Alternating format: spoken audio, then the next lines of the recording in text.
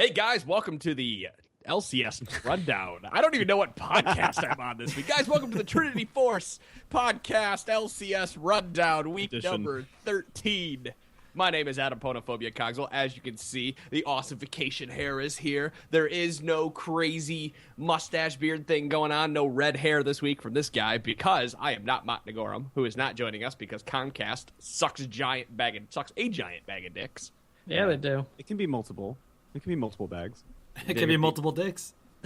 Well, isn't that What's a what bag a giant worth of them? bag? Bags of dicks. How many dicks makes a bag?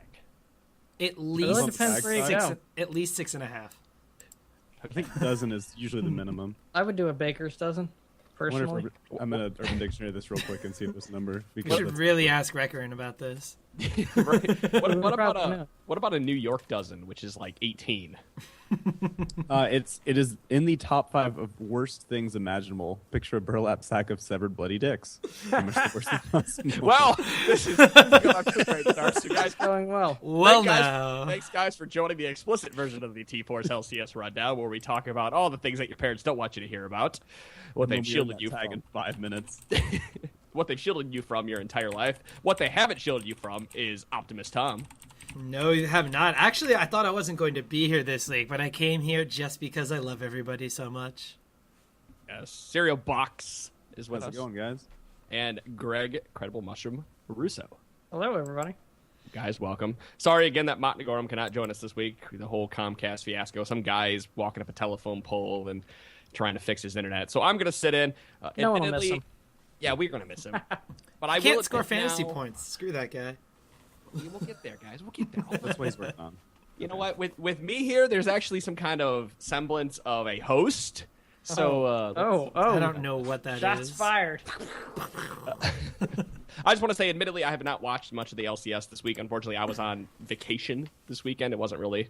I had to drive to Michigan to get some stuff done. So I'm just going to try my best to facilitate the conversation and let these guys talk about everything that is LCS while I just make sure. Let's talk about Millennium versus whatever. So, guys, do please join us every Sunday night at 9 p.m. Eastern Daylight Time. We go live on twitch.tv/T-Force Podcast.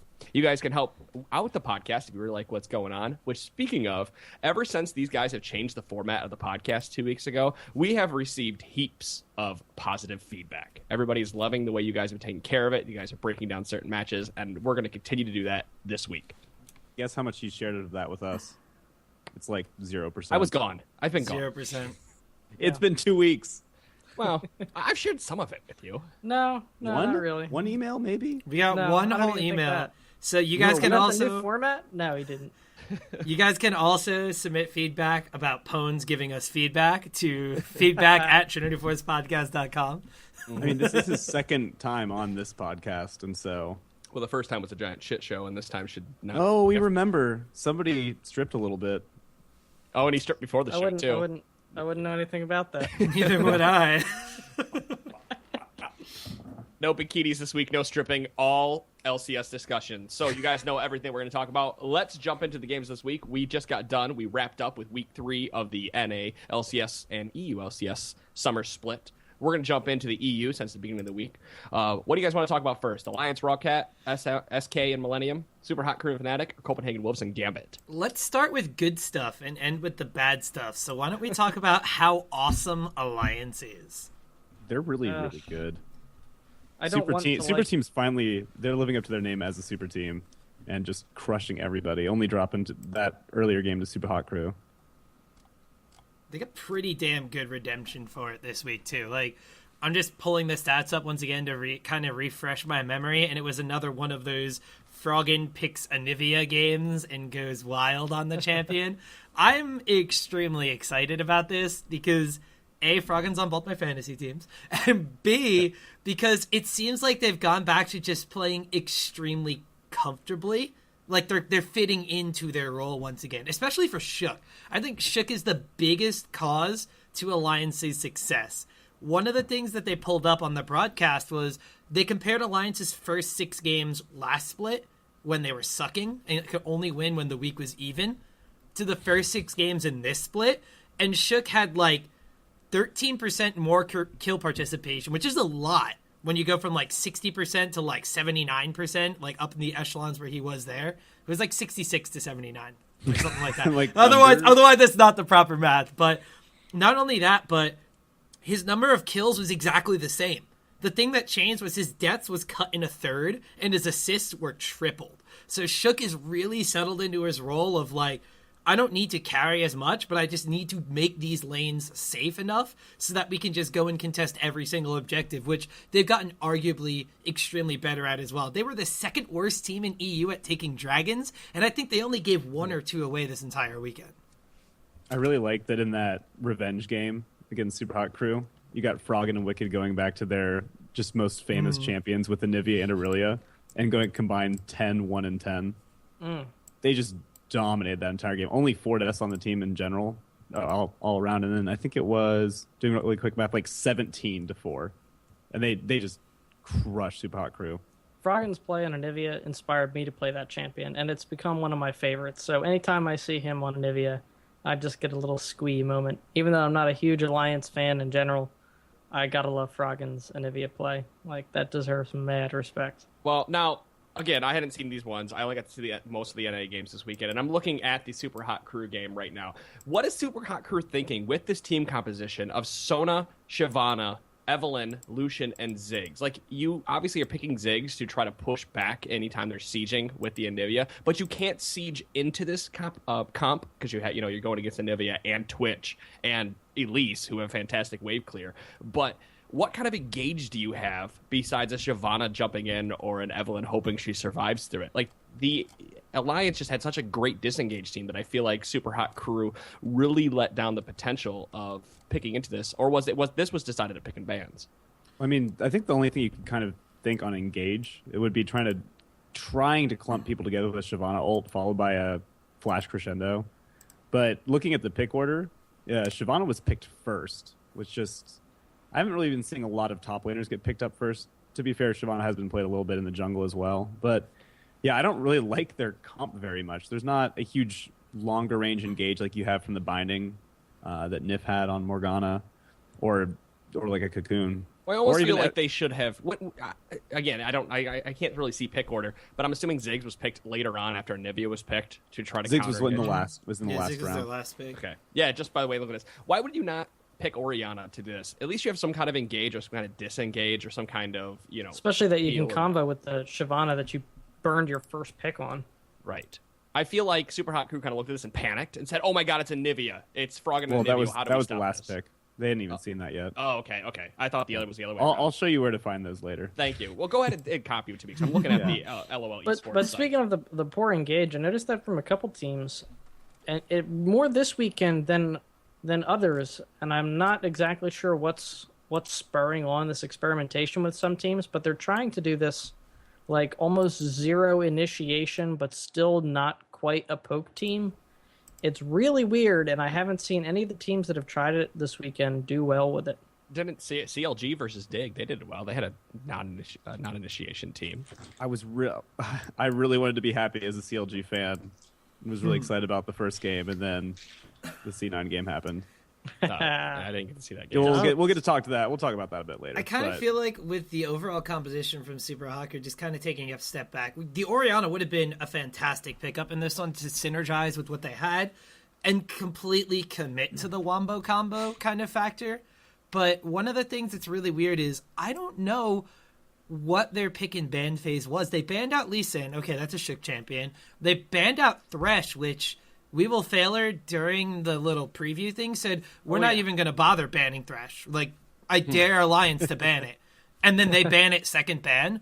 And then they banned Kale, which is kind of banning out Selfie because Froggen's played Kale 0 times this split, and he's played it maybe 2 or 3 times last split. But and we know Wicked doesn't play it, so the whole composition was kind of like, I could get what their idea was, but their idea was to be ahead before the grouping started, and they just didn't get ahead. Because their idea was, we are going to siege and dive a tower, and we were going to force them to stay on that tower, and then we're going to kill them right then and there. They wanted the Ziggs wave clear to be a factor before the Anivia stall kind of kicked in, and it didn't work for them because the early game just didn't pan out. Like, Impaler was 2-5-2 this game. Normally when Super Hot Crew does extremely well, he does something in the early game, and he just didn't really get there. So they couldn't like flash crescendo under a tower and then completely combo it some Ziggs poke. I think they just got behind themselves in this game, both with picks and bans phase and just the way the game panned out. I think coming up next week, we're going to see the return of the Anivia ban, because that's both games Froggen played it this week. I'm not sure how many he has total this split, but they're going to have to respect that sooner or later, considering it's been working really, really well for him. You know, it works 2 games in a row, but you need to ban the high priority champions for, you know, but they Froggen's and Nivea. The ones they banned were right. ludicrous. That's what I'm saying. Like, you have to prioritize. You have to go in with a plan against this, and it doesn't seem like they had a plan. Like, why are you banning Kale and Thresh? Why aren't you first picking Thresh if you have first pick? Why are you first picking Shyvana? You know, why are you wasting your bans and those type of things? There's a whole strategy to this, and I feel like Super Hot Crew came in with no plan at all and just kind of flailed around, and no pun intended. I don't even think the Shyvana pickup is that terrible. I mean, it really came down to the fact that the lanes from Super Hot Crew just didn't do anything. Like, the Shyvana versus Aurelia matchup isn't exactly a terrible Shyvana matchup. Granted, you are giving Aurelia to Wicked, which is probably something you don't want to do. I feel like the Shyvana was we don't care about Aurelia, this is how we're going to handle it. But at the same exact time, I think the big thing was the Thresh ban. It was you have first pick, you prioritize the Shyvana, that's fine. But if you leave up Aurelia, Alliance isn't going to pick Shyvana anyway. Sure. And which team banned Jax in that one? Am I going to Alliance assume? Alliance did. Alliance banned Kassadin, Jax, and I forget arbitrary third power ban. Yasuo. See, there we go. The Alliance had it right. Alliance came into this game with a better mentality, a better strategy than Super Hot Crew did. So I think that's enough for that one. We can move on to that one. Yeah, for sure. And of course, we don't really need to talk too much about the Rocat. I feel like the Rocat game was kind of the same thing. Rocat didn't have any kind of strategy going into that, or it didn't pan out like they wanted it to. I'm so sad about Rocket. I had really high hopes picking them in our fantasy league as my team, and they have been just horrible. You're saying that to the guy who picked Gambit. Yeah, but you've also been doing well. I have been doing what people would call the opposite of that. I mean, well, let's kind of touch upon this very briefly. Rocket, I feel like their problems really focus on the fact that outside of Yankas and Overpower, their team is like Vander's all right too on Thresh and maybe Morgana, but outside of those two, their team is extremely subpar. Like, tell me one thing that Sulliver or Zazis has done that's been like really good. They don't really do anything.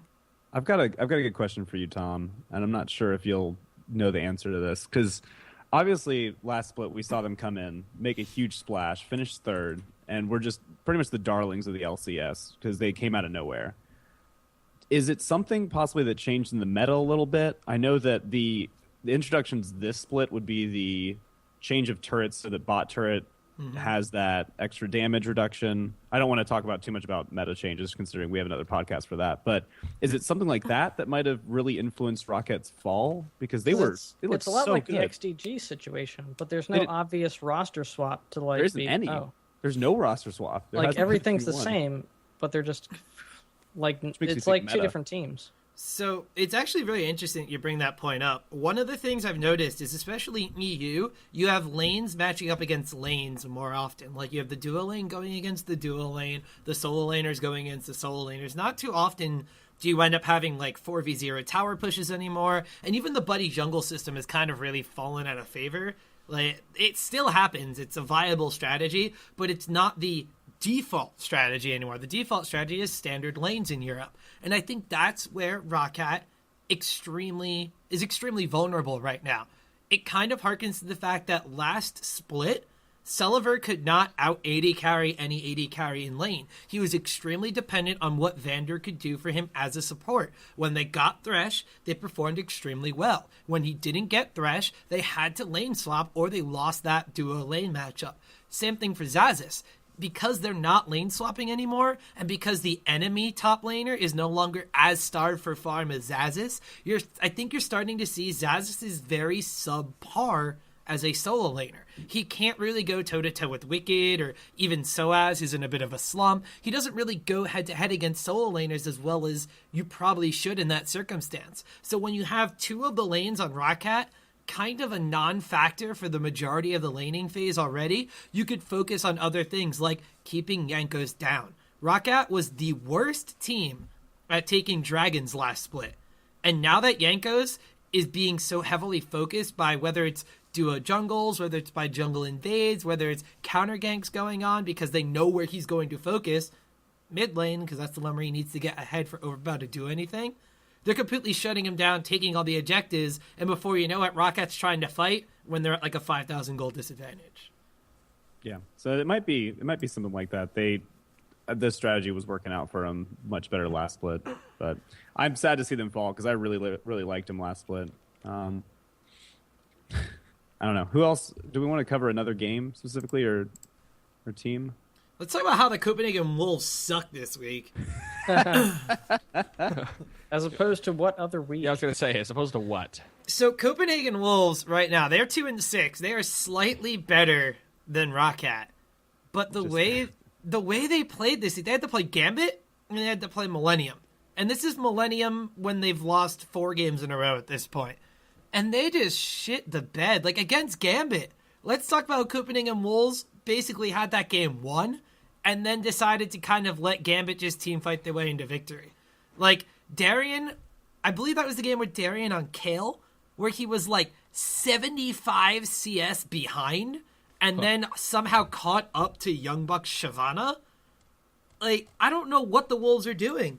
Like, if you want to talk about teams like where Rocket's in a downward spiral, the Wolves seem to be playing extremely well, but they still can't win a fucking game. Like, I mean, I'm pulling up stats from the Millennium game, and it looks like the carries for Millennium just absolutely wrecked them with Kerp on Ziggs and Creaton on Lucian. That I don't see any like tower details here, but it looks like it was probably pretty brutal. it was like a stomp. It was horrendous. Like, the one thing that the Wolves have going for them is no matter who they have at AD carry, they seem to be really good at the game.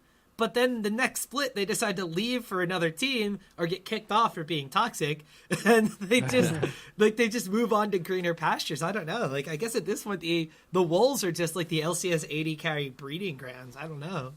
Yeah, Looking at that, I was going to say, Woolite, he has been constantly number one the last 2 weeks for points because he's been doing amazing. 5-2 and 3 on Kog'Maw. And then he went, let's see here, 9-3 and 9 on Twitch.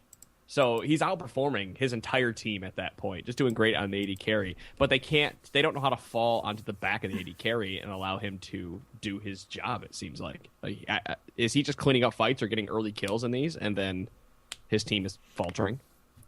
I don't know. Looking at the comp, at least from the Millennium game, it looked like they were lacking in mobility a significant amount because you had a Kog'Maw TF who just can't really get away from anything, and Millennium had a much more mobile situation with Lee Sin, Aurelia, Leona. I don't know if I didn't actually watch that one, but that looks like something that would be very, very difficult to get away from. And I mean, Kog'Maw sitting in the back line's fine. It's safe. You won't die nearly as much, but the rest of his team looked like they just got crushed. I'm actually really glad you bring that point up because Counterhard ganked bottom lane twice after level 6. And then every subsequent game, like he ganked bottom lane twice, they got a kill once, they failed to get a kill the second time. Counter did 2 things that I questioned very heavily. One was he didn't get boots until he finished like an item and a half. And 2, he ran Ignite instead of Teleport, Ghost, or Heal. Mm-hmm. So there were about 3 or 4 Twisted Fate ganks where he teleported in, ganked the person, and they got away from him because he couldn't catch them. It's really, really immobile. I mean, he kind of tried to make up for that in the second game with Lulu, or that might have been the first game. I'm sorry. I think that the first game was against Gambit. They're kind of flipped around there. That's why so many people are running Ghost Flash on Twisted Fate. So you can go down there, pop your Ghost, and now you're able to stay up and orb walk your way to killing them. And if they're just outside of that range, which Twisted Fate's range really isn't that long on card, like his card toss is pretty much the only thing. So you're hoping that you one-shot them as you jump down. If you're not running Ghost, which if you have Ghost on, it allows you to at least get maybe one, maybe two extra pick a cards on top of them, which is, I mean, it extends the entire gagging power of pick a cards and auto attacks for E, 3 auto attacks with E to do that little bit extra damage. Mm-hmm. Yeah. Yeah, I think you want to make sure you get more focus on the pick a card, but you need that ghost, I think. Ignite only helps you so much. I think the one thing I'm really going to blame Copenhagen Wolves on right now is it seems like whereas their AD carry has been pretty solid. Like, you go from Forgiven, who was like the best farmer in the history of LCS with a shit attitude, unfortunately, to Woolite, who doesn't farm as well, but he farms champions a lot better than Forgiven ever did and seems to have a better attitude. That's like an overall upgrade. Then you go from Amazing, who, while his time on TSM hasn't really shown how good he actually is, had the highest kill participation and was the second highest kills on the Copenhagen Wolves last split, to Airwax, who has 12 deaths in 2 games, despite getting like 40 fantasy points because the fantasy point system is whatever. 12 deaths in 2 games, and most of those were him like going into a dragon fight without his team. He was like, I can go steal this, and would go into the fight, and his team's like, what the hell were you doing? And he was like, why weren't you guys there? And he's like, it seems like they're just not talking to each other. It's a new team. That's jungler. Having a new jungler can be really, really just damaging to a team in terms of coordination and communication. And I mean, that might change as we get through the split, but clearly it's not working out very well for them or the other people who are having new let's be real here. The jungler on any LCS team is making the teams right now. Mm-hmm. Like, if it's not mid lane making plays like Zhao Wei Zhao, it is definitely the jungler who has to be the person who's playing a different meta game than the rest of his team is playing. I had a very long discussion this week, and actually with Wrecker about this. And if you're playing a jungler, you have to know where the enemy jungler is at the entire time, or mentally know where the enemy jungler is at or think they're at. And that even comes more in play when you're doing the LCS and you have a strategy. And if you think that you can steal a dragon, and you're not getting that dragon, in a pro play, one death can mean they can turn it around. So why are you taking these giant risks when you could be leading your team to be doing something else? You should be the leader of the team more than less as the jungler, because you have the most freedom out of any of the other people in that game. Plus, you're able to influence all the lanes. Like, personally, when I'm playing, I always try to give more kills to the jungler. I know it's an old meta thing to do, but if you think about it, they can with their kills, they can impact other lanes that are struggling. I think you're seeing the LCS teams that are making the best use of their junglers are able to get out of more difficult situations when their like all-star lanes are not doing very well. Yeah, they have to make something happen. If you watch the Dignitas CLG game, you had Dexter on Kha'Zix, and he met Elise in the jungle. And obviously, you never want to run in one-on-one to a Kha'Zix, but picking up a kill and putting that enemy jungler behind, that allowed them to snowball and start taking objectives. They never team fought in that game. We'll talk about that in a moment. But that's the type of things you need to be doing as a jungler if you have that type of character that can do it. And Evelyn, for example, is fantastic at meeting anybody in the jungle and counter-jungling and taking them down. So Airwalks really needs to reprioritize exactly how he's playing the jungle. I think a lot of those LCS picks have now been junglers who do really, really well in duel situations. You haven't seen people like a Mumu coming out. Like even just the 2 games I have pulled up right now, you got Lee Sin, Evelyn, Elise, and another Lee Sin. And you talked about Kha'Zix.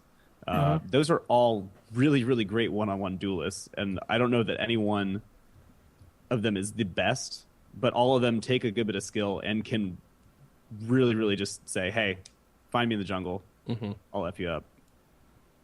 It's going to be even more important with the 4.9 changes here and how they change the jungling experience. So I feel like Copenhagen Wolves are going to continue to fall behind unless Airwalks takes his head out of his ass and starts playing the game correctly. Yeah. Bring that back around. So, all right, we talked more about EU. Is there any other games here that you guys are dying to talk about? I want to cover one thing real quick with EU. Not necessarily LCS, but one of the probably most talked about challenger teams would be Alex Ish's new one with the now branded Ninjas in Pajamas. Yeah, no longer rest in pepperonis or whatever they want with beforehand.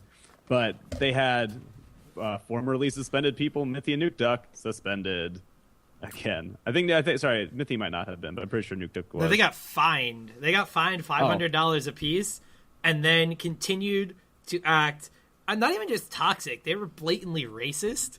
Oh, yeah. Solo queue, and continued to just act that way, and then Riot decided to ban them for the remainder of the 2014 season, to which Nuke Duck's response was, I wish we would have gotten a warning.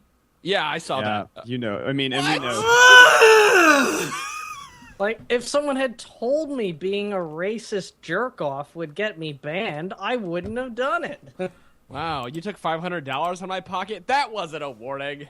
That was just me paying Riot off so I continue being a jackass. Yeah, so that lost. I thought that Ninja's was my pajamas. pre-warning. No, that lost Ninja's 2 of their players, their mid and their support, and so they're down to 3 players. I haven't seen anything about replacements yet. And while they're in the Challenger scene right now, I think they're supposed to play... Ocelot's Gamers too. Well, they're supposed to play in DreamHack this coming week. Oh, yeah, that too. Are they playing in the qualifiers then? What's that? They're playing in the qualifiers? Because the qualifiers are coming up this next week, right? They're doing Challenger Series? No, there's the DreamHack qualifiers. qualifiers. No, they're already like in. 260 teams or something qualifying for it. No, they're already in. All of them have been decided except for Bring Your Own Computer qualifiers, I guess, is what BOLC is. There's 6 teams that are qualified, and Ninja's Pajamas are already one of them. Well, they may not be qualified at all if they don't have a team. Yeah, I don't know what's going to happen. They probably have to find someone to replace. Well, thankfully, they could look in 2 different departments because they had 2 mid laners on their team. Yeah. Yeah, we'll see what I mean, Alex Ish was their top laner, and they can really switch that around if they want to. He was doing okay if memory He played serves like correctly. Kale and Lulu and every other like AP mid laner as a top lane, and then he also played Lee Sin. I think he played Shyvana once, and that was about it. Yeah, but just wanted to cover that because that was clearly going to be the most publicized Challenger scene team, this at least what you'd expect to be for the EU this season. And I guess we'll have to keep up with that as it goes. Although, statistically, this increases NIP's chances of actually getting into the LCS because Nuke Duck, Mithy, and Freeze as a trio could not get in 3 separate times. Yeah. I really feel bad for Alex, though. I mean, he said in a statement that he understood the risks of playing with them, but now he's just... That was a really bad decision. So, since I have so you all screwed. here, let's do something a little bit different this week, just real quick. We're not going to be racist. No, let's talk about attitude and the LCS and how people are treating this. You guys also saw Odie from Dignitas.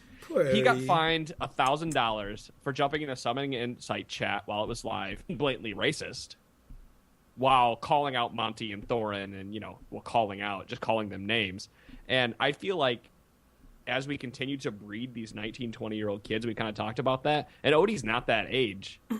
But why Odie is a spring chicken. Well, why do people feel like they can get away with this? Because it's the internet? Are we going to see more of this as we go on, or have people not learned their lesson? Did you guys see the post today from the Riot Brazil tournament? Oh, yeah, the guy screaming out trash. He screamed out trash, flipped off the camera in the middle of a tournament game after he won a 1v1 and proceeded to lose the hell out of that game, which is pretty funny. But welcome to Brazil. That's yeah, way. But I don't know. You're going to probably always have some people being those really, really negative attitude players that are at least in the public eye or possibly on LCS teams. Because you have so much cycling going on, and they are young people. We're old. I mean, it's just going to be a old thing. Person. You got to keep in mind, like, it's the environment where Donald Sterling just lost his basketball team for being a racist asshole. It's the environment where Justin Bieber put out the "Kill an N-word" version of one of his hit songs. Yeah. It's a thing that's going around, and people are becoming increasingly not interested in having their professional sports players and their celebrities talk in ways that are racist or gay bashing. And I think it's just going to be a trend that's going to continue into esports. I don't see how it can't. Yeah, I didn't want to take too much. I kind of feel like, very briefly, I'm going to summarize this in a statement that was made by, actually, in a different game. Evil Genius's Dota 2 team recently had to bench one of their carry players due to an injury. He actually has a really bad case of tennis elbow, which is one of the few injuries you could get in an esport game.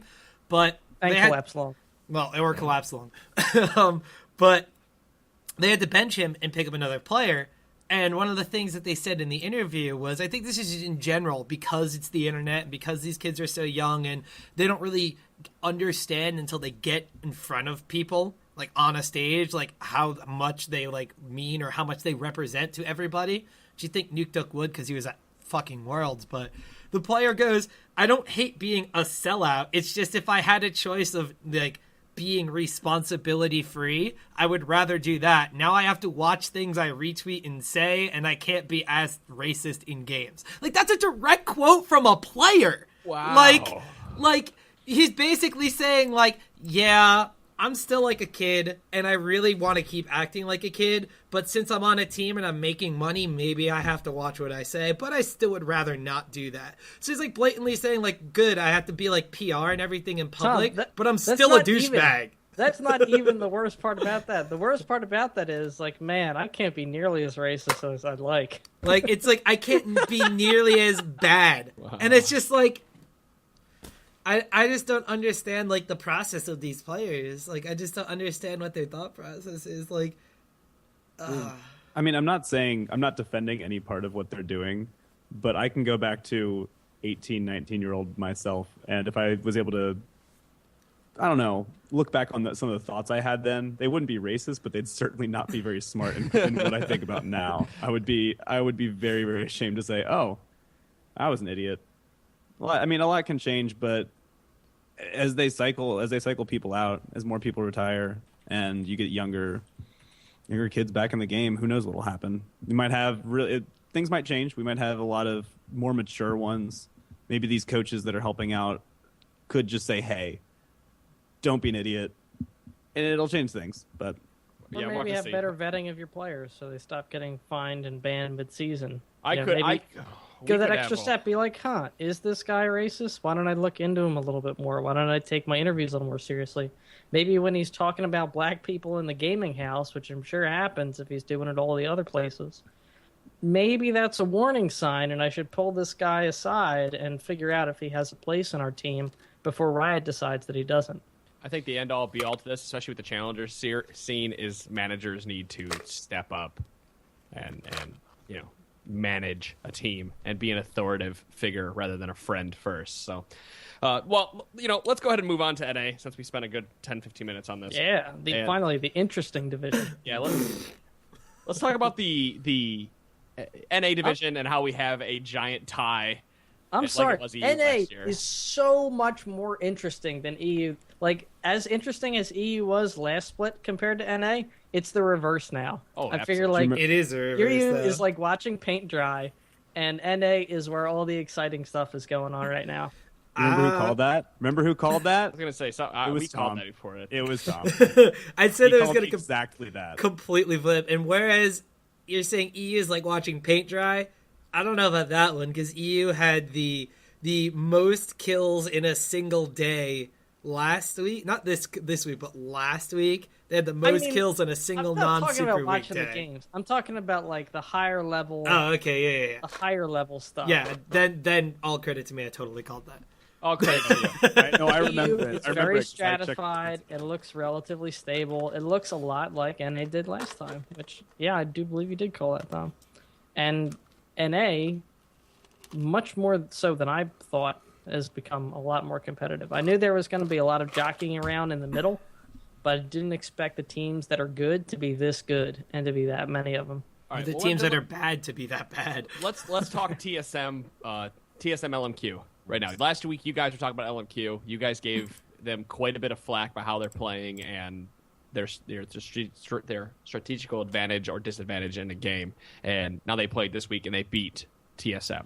So who won that game? Who lost that game, actually? Like, did TSM lose that game for themselves, or did LMQ actually outplay them?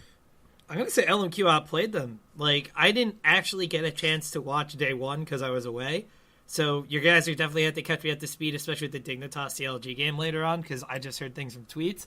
But I did get a chance to go back and watch a little bit of this game, and LMQ changed their play style, which is something I didn't necessarily think they were going to be able to do, especially that quick.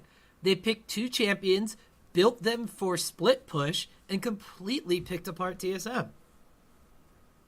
I'm looking up the comps real quick just so I can refresh my memory. Was Kale, Elise, Kha'Zix, Twitch, and Thresh for LMQ. How much catch can you have in one team? And then TSM had something a little bit more standardized. Shyvana, Lee Sin, Yasuo, Corki, and Morgana. I think the thing to take away from a lot of what we're talking about tonight is that Shyvana is not doing so well in pro play. Oh, no. Don't say that at all. Shyvana's doing... From the games we're talking about, it has. Shyvana's doing extremely well overall as a pick, but you also have to keep in mind, with Shyvana being one of the highest picked champions in both regions, that means good teams and bad teams are picking her. Mm-hmm. Yeah. Well, I watched Team Solo Mid and LMQ play, and I can definitely say that Glebe Garbu has never hit a skill shot in his entire life. And he doesn't know what a skill shot is. Or how it works. It's because he's so tiny. He can't see over the chair. Poor baby. And did you guys see the video last week of the flash hook? Can we not pick on baby Glebe? I feel so bad for him, even though he's not performing up to LCS standards. Yeah, flash play. Yeah, it was the flash play into hook behind him or whatever. Yeah, like Glebe needs to step it up for TSM right now. I really do feel like he's holding that team quite a bit back, and I think amazing. Oh, you mean getting rid of X Special might have been a bad idea? Gee, didn't see that coming. Yeah, right.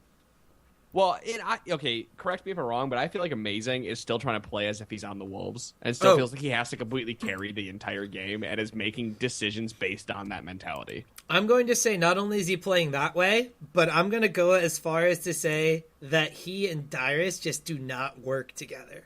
Like, I don't know if it's the fact that Amazing comes up and Dyrus isn't paying attention, or the fact that, and I'm going to go out on a limb here, Youngbuck was better at responding to ganks than Dyrus, which I honestly don't believe.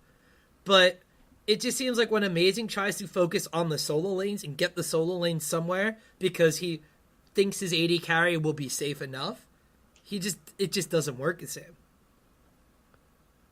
Yeah, he has not been performing. But I also feel like the TSM, like the second game they played today, they put Jax on a carry. And I know Tom has some things to say about that because he was screaming about it. Or not Jax, Dyrus on Jax, which is a carry. You know what? If TSM continues to put Dyrus on a carry and allows Dyrus to do his thing, and maybe at that point, maybe Amazing and Dyrus will finally mesh together. Because Dyrus historically has not been playing carry champions. It's been Mundo and Shyvana.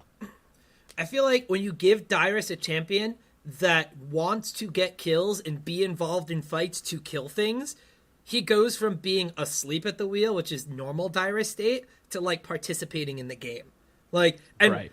By all means, I hated the fact he participated in this game because in my work league, I lost by 3 points because Dyrus went 4-1-3 and Amazing didn't really do anything this game. But they got Dyrus to like on a champion where he does things. Like the rest of the games, like with his Shyvana and his Mundo, I'm not going to say he doesn't feel comfortable playing those champions, but he just kind of goes into default mode. Case in point, building nothing but armor statistics against a Trundle matchup when they played C9. Oh, no. Even after Trundle was 0-2 in the lane, and he just basically built to get Trundle back into the game and didn't do anything. Like with Jax, he was down in CS in the early game. He was 2 levels down in top lane when they swapped him back. And this is Renekton against Jack, which is a highly favored Renekton matchup, like for the first 10 levels of the game. And Renekton did get ahead very ahead early. He just played with less reserve. Like, he just played like he could win the lane. Whereas in previous times, he was kind of playing to just not die. So I love TSM putting Dyrus on something. I love TSM giving I Play Jax, the guy who had that name in the beta, Jax. That's it. I like that even on the 1 week when we could have maybe not talked about TSM, we still got back to TSM. You have to, because they actually did something different than what they normally do. Yeah. No, I know. I just have to call out Mod a little bit. Which is suck. I mean, they are 4-4. They're not too terrible. They haven't really done well against any good teams because they've only beaten the teams below them. They are literally the commensurate even 50% team. And I don't know who's coming up next week for them. They have Cloud9, oh good, and Complexity. So maybe another chance to stay at 5-5. Yeah. Well, okay, EG Cloud9. Cloud9 lost this week. Yes, I watched that game. High made some really awkward decisions in that game. Like, Yeah, there was a Crepo was also on fire. You can't take that away from him. on fire. I mean, okay, so there was a point in that game he screwed a flash hook on Thresh. Like, he flashed, waited 2 seconds, and then decided to throw the hook out and predictably missed. And whatever went on with that, after that, he didn't miss a single fucking hook. Boom, boom, boom. Flash flays, flash hooks, hooking people blind. He was just on fire. Tower dived, like, what, a minute and a half later for kills and took mid-tower? Well, that right after that wild. play, High jumps back in while Thresh is still sitting in the middle. I believe did they have Orianna that game? No, Lulu. Lulu, that's it. Yeah, Lulu. He jumps back in and gets flayed into a box into death. Like, he had no reason to jump into that fight 2v1, but High has not been performing this split, and it's really hurting Cloud9 right now. I watched the video package they did on him, and he mentioned that he's not able to practice as much because he gets much more tired after his surgery. That could be a significant factor. I hope he can pull through it, but if he's not, like, you wouldn't think a collapsed lung would be that big of a deal for an esports player, but you got to keep in mind it's just taking out his entire energy level over the entire day, every day. Mm-hmm. And he's just not able to put in the hours that, well, the other team is. And when he's the shot caller, that can have some secondary effects that could be pretty bad for your coordination and your ability to practice. We got a rough week coming up with TSM, who we can talk to death about how good or bad they are, and then Dignitas, who have been essentially the new darlings of the NA LCS. Even though LMQ, brand new, I think a lot of people still like them. I think Dignitas has been the biggest surprise. And it showed until my boy CLG took him down. Let's talk about it. CLG Dig. Somebody take the reins. All right, so this is where you guys have to fill in the blanks for me, because I was paying attention. I had to chaperone my little brother at an anime convention this weekend. So I was furiously checking my phone for live tweets. I see Crumbs died in the jungle, 1-on-1 to Dexter. I see Dignitas apparently there were no real big team fights, but I also saw that CLG wasn't able to really take anything from Dignitas. A tweet that I saw said Dignitas is in the lead at one point, which may or may not be true. I've heard that it actually was incorrect information. And then Dignitas decided to bait a Baron and let CLG just kind of take everything. Mm-hmm. And then from that point onward, Dignitas fell behind a Nidalee composition and couldn't win because they couldn't engage. I mean, they ended up down in kills. CLG did. They were only down 1 kill, but the rest of the stats tell a totally different story. CLG played the lanes, but not laning phase, but played how lanings were pushing and how lane was being taken care of better than Dignitas did. Because when that game ended, no one was engaging on each other, and they kept walking down mid lane slowly, and eventually CLG started to walk into the bottom jungle because the bottom lane was slow pushing into the base, and they had, they didn't have any inhibitors down, but they were playing the slow push laning phase better, because like what Tom said, no one can engage on a Nidalee, and the disengage that CLG had. So, and they weren't doing that in just one lane. It was usually both lanes at once, top and bottom, with those I would call them time bomb waves, where they're just building up very slowly, and all of a sudden it's a situation they have to go and deal with, or they'll lose something. Yep. And if you guys watch All Stars with Monte Cristo talking about how the Koreans do that and everything, I can't help but think that he had trained a couple of those guys in the very slow push composition that the Koreans like to do with the ticking time bomb lanes. They definitely ran that. I really like this first post on the Reddit post-match notes. It was just that CLG rotated so hard the teams were on the wrong fucking side. They did. I mean, it won for it. I'm going to bring up a point right here. That was pretty funny, actually. I want to bring up something that kind of irked me a little bit, because the word rotation is synonymous with Monty, and now is synonymous with CLG. Now, to my information, Dignitas baited Baron when mid lane was pushing against them. Mm-hmm. The fact that CLG was then able to just run through a place where they had map control to another side of the map and completely destroy Dignitas's base while Dig reacted poorly, is that considered a rotation, or is that considered Dignitas making a shit choice as what to do?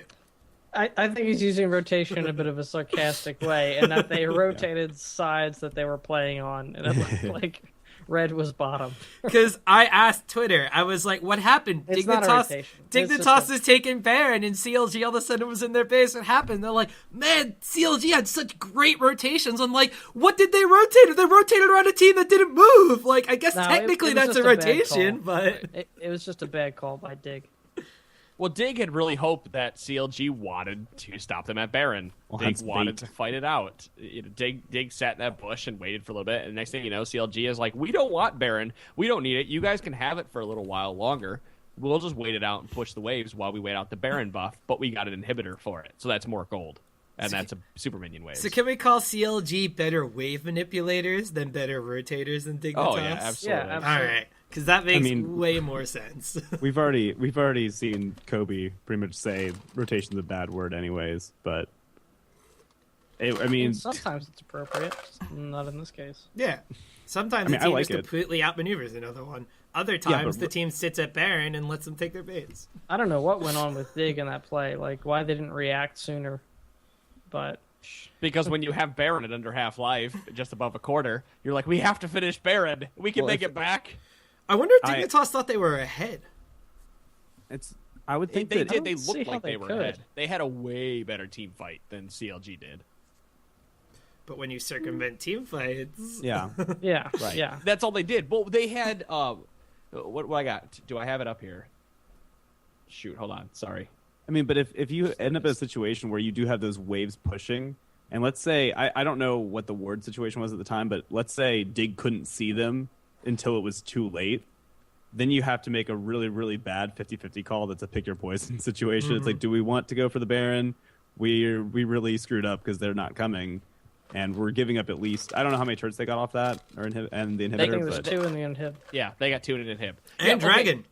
Dignitas had Twitch, Elise, Nami, Kale, Kassadin. So anytime there was a team fight, the ultimate went down out of Kale, and they was immediately healed back up by Kiwi Kid's Nami.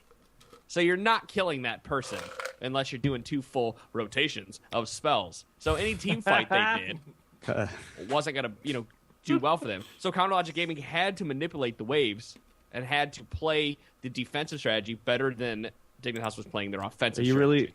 Really? Did you just use a waves pun when Nami was on that team? I may have. He did. Manipulate the Nami. Completely inadvertently, too. Oh, at least you know Adam's not out of his depth. I don't really like the... well, I hate to burst your bubble, guys. You should get back on topic. All right, then we've pretty much dug that into the ground. So sunk it. Let's sink that ship and move on. Anything else? Curse? Do we need to talk about Curse at all? And no, how they're playing. I didn't watch, to be honest. Curse's games were not good from what I heard, especially the fact where they lost to Complexity with a substitute player. Apparently Dominate was on Airwalks' page this week, where he was just going in as Pantheon and then nobody was with him. Right. Well then, if we have nothing else to talk about for the NA and EU, did anyone one watch? Quick question for Curse. X Special is calling shots for them, right? I have no clue. I don't think he is, honestly. Did you guys watch the X Special video about him going to Curse? Yes, No. I did get a chance to watch that. X Special, I felt like he wrote that out beforehand and was reading it off a teleprompter the entire time. Like, I didn't feel like that was actually him speaking. I only understood 50% of it. Well, because I'm going to be completely honest. He tries to talk in metaphors, and that guy just is not good at that. No, I just... Like, I don't understand how X Special... Like, this is going to be a little bit mean of me. But I'm going to go out and head and said this because this has been made into YouTube videos time and time again. I only understand half of the words X Special says because other times he rushes through them together. So how do you shot call when you can't understand what the guy is saying? Everyone else gets drunk too. I mean, that's how I deal with you guys. You put him, who is a strong personality, as we've seen since the split with TSM, the Great Schism of 2014. But he's on a team with Quas, who knows he's hot shit, who doesn't really talk, but he knows he's hot shit. Dominate, who is a very powerful voice. Voyboy, who just kind of does what he wants no matter what. And then Cop, who I guess kind of goes along with everything. I honestly don't know how that shot calling goes. When you look at the game against Complexity, it looks like Dominate is making calls and the rest of the team isn't on the same page. When you look at the game against TSM, it just looks like maybe for the first half of the game, they looked okay. And I guess like the beginning stage of the game, I know how some of the teams do it. This is the way that Super Hot Crew does it is the jungler calls the first half of the game, and then the support calls the rest of the game. So the jungler can worry about initiations, and the support worries about the whole map. I'm pretty sure Cloud9 does that too. EG does that as well. I mean, they switch it up. It's not a single shot callers. There's like a laning kind of one that worries about, hey, let's figure out what our strategy is for early game. And then once you actually have to have everyone together and picking out specific targets, it's a completely different type of calling. So let's operate under the assumption that that's how Curse calls their shots. Dominate in the early game where Curse is doing extremely well, and Xpecial in the late game where Curse just seems they're not on the same page. I'm wondering here, is that a problem with Xpecial shot calling, or is it a problem with Dominate relinquishing control? That's a question only Curse might be able to answer. I'm pretty sure they all listen to the podcast, so they'll be able to answer it pretty soon on Twitter for us. Every single person, they're listening live right now. After they I want to support Xpecial. I still think he's the best support. Although Aframu and Crepo are doing fantastic. Aframu is 100% the absolute best support. Nah, I'm on the Aframu train. Xpecial's terrible. Aframu is the best support in NA, but the worst at getting fantasy points. So, okay, we gotta talk. I feel like, for some reason, did you guys watch the C9 CLG game? Yeah. I watched the end of it. Did Mitch? Because I want to talk about it, but I didn't get to watch it because that was the end of my drive back from Michigan. We can speculate a little bit. CLG was awesome. So what happened in the game, and why was the game so nuts, and why did everyone go so crazy about it? CLG pulled a coast. They were winning up until the point where they lost. That sounds like an special quote. Did you get that's a Scar quote? The entire game was extremely Baron. close. I don't think it was as crazy back and forth as the announcers made it seem, but it was on a knife's edge. Like the teams were within, I think, 1,000, 2,000 gold of each other for pretty much the entire time, right up into the end when CLJ took a huge lead and then 6,000 gold lead. Just completely mismanaged a team fight, and that was it. That team fight. Oh, go on. There was a really, really great video of the Baron fight where it was, I think, 4 members of CLG taking Baron, and we're all fairly low, and then High comes in from the side with Nidalee Spears just raining on top of them. And I think picks off only one person. Meteos cleaned up a kill later, but they did pick up the Baron where they could have had every single person die. Yeah, the swipe miss, which probably would have killed 2 more people. It would have killed 3 easily. Oh, yeah. Go ahead, so Twitter is correcting you guys. C9 was down 3K when they won. When they won, they were down 3K. But Twitter fixed this up already. Twitch chat. But when C9 won that fight against CLG, they started at a 6,000 gold deficit. The biggest thing was in that fight, Link's Twisted Fate uses ultimate to gain vision of where Cloud9. This is in the mid lane, and this is the fight that I actually got a chance to see towards the end of the game.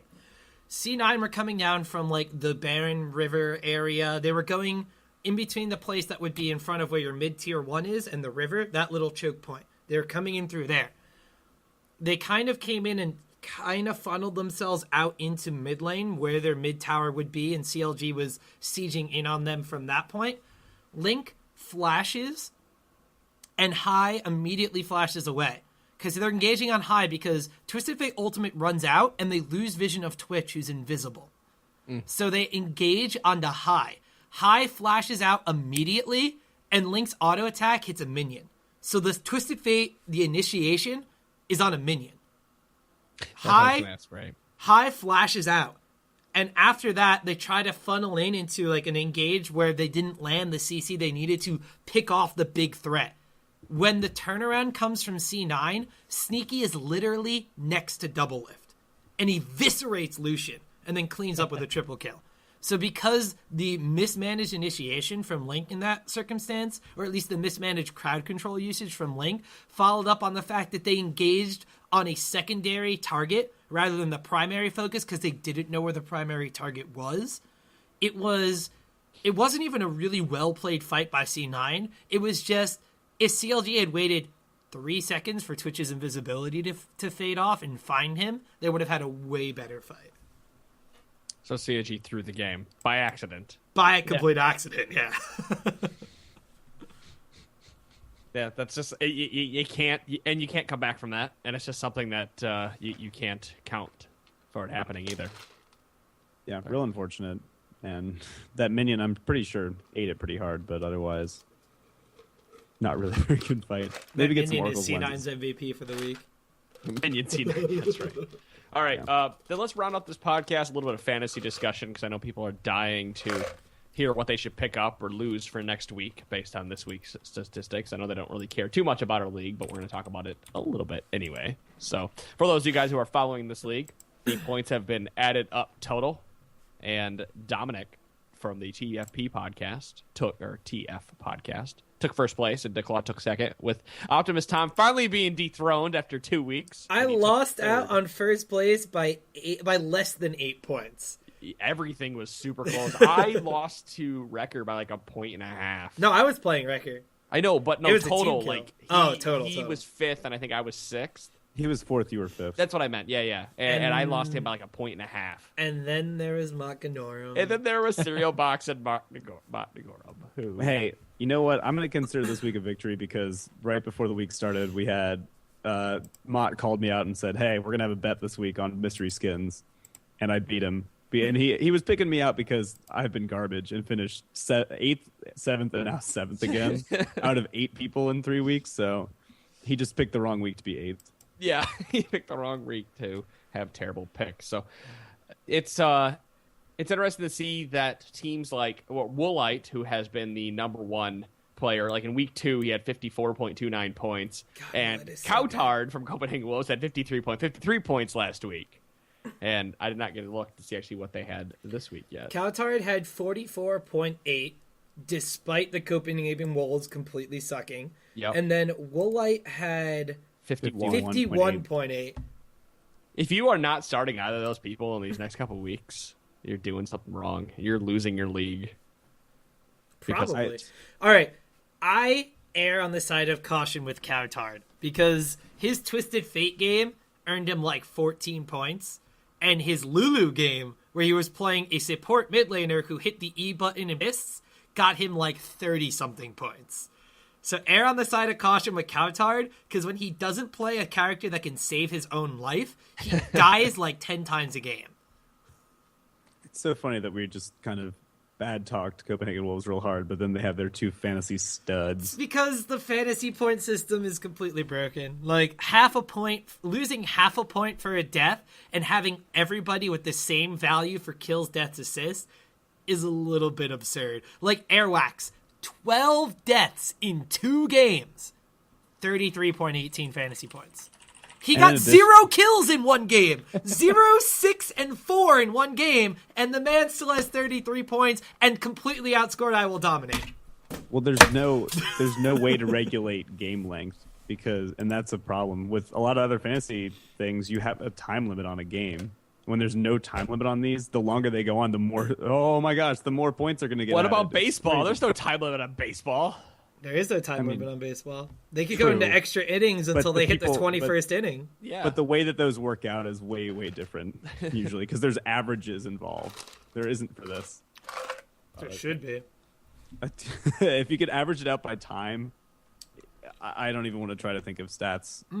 Just doing that. I mean, I wouldn't be that bad. It could be like a per 20-minute game or something. I don't even think you need to average it out by time. I think you just need to adjust the point values for the different roles. Like Zhao Zhao, granted that game went on forever and he didn't die. I'd say he earned his 43 points that game, despite the fact that complexity just kind of gave him a bunch of them. Like, if you have a game where you're like 12-0 and whatever, like he was, you could get like 40 points. I think that's pretty solid. But when you're Airwax and you're like 4-12 and have like a buttload of assists because you're just in a team fight, I think things need to be severely adjusted. You also really need to focus on like the teams. Like this week, I picked up Copenhagen Wolves as a team because last split and going into this week, last split they had the best dragon control in EU. Going into this week, they had one. No, sorry, I just looked up their stats. They got all of one dragon this week. Going into this week, they were like tied for second in dragons. This week, they took one, like you said, one dragon. They gave up like 6 to Gambit and like another 4 to Millennium. I just don't know what they were doing. And the fact is, because they didn't win the games, no 2 bonus points, they got 13 points from towers. That was it. If I played the Super Hot Crew, who somehow beat Fnatic, they got 9 more points than Copenhagen Wolves all week in one game. One game! Yeah. Rocket outscored them, which is kind of a... What the fuck? Agreed. I think, well, just going back to what we were talking about with Fantasy's points are kind of just skewed anyways. It is the first time they've done it. I think that they'll probably make a lot of adjustments. There will be patch notes for Fantasy soon. I hope so. I hope so. There almost has to be, and I think it won't happen until the end of a split. But there will be so much feedback that you'll see a massive change. I don't know what they're going to do, but it's Riot's been evolving everything in general. Why not with this? Except for their game client. I'm going to throw this out. I'm going to throw this out here. Fantasy LCS is fantastic for anybody who has never played Fantasy before. Yep. Yes. Which is a lot of people who don't care about oh god, I almost just said it. Who don't care about traditional sports. It's for a lot of people that play League of Legends. Like, let's face it, most of the people who play this game don't watch LCS. The majority that do watch LCS probably watch it because of their favorite players or favorite teams more so than an analytical aspect. So being able to be like, I want to pick up High, Meteos, Wild Turtle, Wicked, Froggen, and dominate because I like those players and they can get points and like have a shot at winning based off picking their favorite players. I think it's like encouraging because not only that, but it gets them more involved in the actual LCS. Like, let's face it, most of those people would probably watch like their one game with like TSM in it and then turn off the broadcast. Whereas now they want to look at every single broadcast game that has their players in it. Yeah, I mean, that's what happened with a lot of fantasy sports in general, is you got a lot more involvement with knowing who people were, how they were doing on individually, and getting a better understanding of just an entire professional sport as a whole, which I really liked. When I started playing fantasy football, I started learning about way too many players and knew way more than I did before that, besides just who was on my favorite team. So, I mean, there's such a small number of players to deal with here where everyone knows, I'd say the majority of players on the LCS teams, but how they're doing, I really didn't know until I started doing this and and fantasy. So it probably is changing a lot of people's perception on how they watch LCS and pay attention to it. There's so many people that were thinking Gambit wasn't going to do anything without Alex Ich, which they're not doing too much without Alex Ich. They're not wrong. But Nick puts up 40 fantasy points every week somehow. One day I'm going to win a game of fantasy. It may not be this split. It may not be next split, but I will not stop. My goal... Who do I have next week? Oh, I've got Dom. And, oh yeah, hey guys, here's a good piece of fantasy advice. Don't try to maximize your estimated points. No. Because I believe I've been first in estimated points every single week, and my finishes can tell you that that's not quite true. Yep. Doesn't always work out. And I'm not this week. I am not projected to be first, so that means I should do well. Somehow. That's what you said last week. Yeah. Good old Machinorum. Seraph's just crushing me right now, and it's not. That was my sleeper pick, which is... Do you want to swap? I'll trade asleep. you Dyrus for Seraph. Yeah, I don't need another person who sleeps a lot. In this game. No thanks. Wait, let's look here real quick. Cereal box of Seraph. I mean, you got 4 more points. So, all right, I think that's gonna kill it. Unless you guys got some final words. I don't have anything. But if you guys want to watch VG stuff, I'm shoutcasting the games soon. Soon, as in when they listen to this podcast, they're not going to hear it. So please go people check out the live, channel. Yeah, check out Victorious Gaming. We've been talking about it forever now on the main one. Oh, all right, guys. I do want to throw in before we head out. one thing, I didn't get a chance to watch the matches yet, so like obviously we can't really discuss. I'm pretty sure nobody's really watched the matches for this one.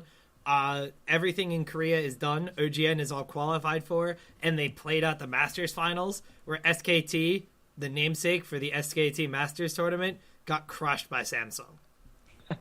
I mean, did they get the name on it because they won the previous Masters? No, I believe they got the name on it because it's run by SKT. Is it now run? Okay.